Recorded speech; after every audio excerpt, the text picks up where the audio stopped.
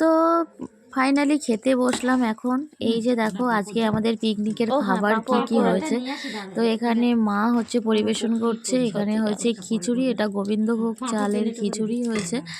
আর হয়েছে বাঁধাকপি আলু দিয়ে কড়াইশুঁটি দিয়ে একটা তরকারি। আর খিচুড়ির মধ্যে ছিল ফুলকপি আলু দিয়ে কড়াইশুঁটি টমেটো এইসব দিয়ে আর কি খিচুড়ি হয়েছিল। আলু ভাজা হয়েছিল। আর কি হয়েছিল বলো তো, আর হয়েছিল পাঁপড় ভাজা। তো পাঁপড় আর একটা জিনিস অমিট হয়ে গেছে, সেটা হচ্ছে চাটনি। চাটনি না হলে কিন্তু মানে জমে না। তো পাঁপড়ের সাথে চাটনি ভীষণ ভালোবাসি আমি বিশেষ করে। তো সেটাই আর কি হয়নি, কারণ টাইম পেয়ে ওঠা হয় মানে ওঠা যায়নি আর কি।